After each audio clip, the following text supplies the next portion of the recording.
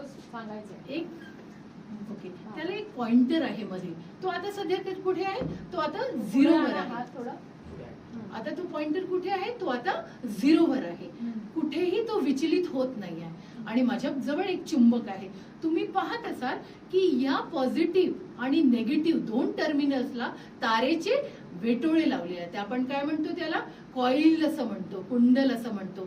तर आपण जर या तारोच्या वेटोळेमध्ये जर चुंबक फिरवू तर काय होणार हे आपण आता बघू. हे एक लहानसा सिंपल सर्किट आहे, एक विद्युत परिपथ आहे. तर मी माझ्या विद्यार्थ्यांना म्हणते की आपल्याकडे हे बोर्ड आहे. बोर्डवर हे काय आहे बघूया. हे काय आहे? बॅटरी आहे. आणि इथे हे काय आहे? हे वायर्स आहे आणि तार आहे. आणि इथे छोटी छोटी काय लागलेली आहे? एलईडीज आहे. तर आपण याला जर सर्किट सुरू करायचं असेल तर आपण काय करूया? आपण इथे हा जो सर्किट आता विद्यार्थी मित्रांनो तुम्ही पाहू शकता की वर जरा थोडं.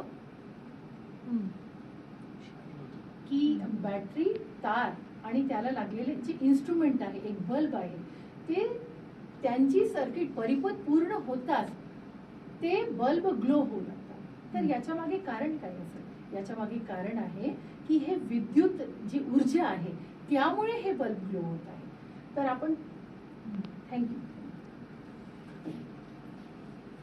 माहिती गोळा करायची आहे. हे आपण जे पाहिलं की विद्युत ऊर्जा कशी निर्माण होते, गॅल्व्हॅनोमीटर कसा फिरत असतो किंवा विद्युत परिपथ कसे निर्माण होते, हे सगळे या महान शास्त्रज्ञांनी दिले आहे. माहिती आहे का बरं यांचं नाव? तर पाहूया. यांचे नाव आहे मायकल फॅराडे. या शास्त्राने दिले की विद्युत चुंबकीय प्रवर्तन कसं होत असते. आणि संपूर्ण जग यांच्याद्वारे दिले गेलेले जे विद्युत ऊर्जा आहे त्याच्यावर पूर्ण जग चालत आहे.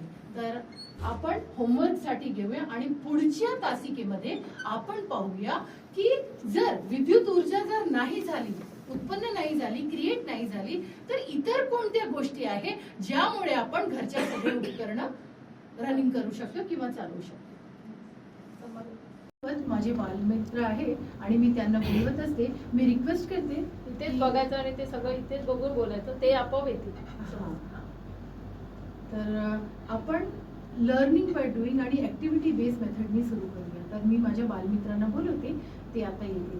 Please Khade sir. Okay. Khade sir नाही. खाडे तुम्हाला उभं राहून दाखवायचंय का? नाही, मग तिथे येते. इथे येणार आहे. मग ते पण इथेच येणार आहे का? जा ना सर.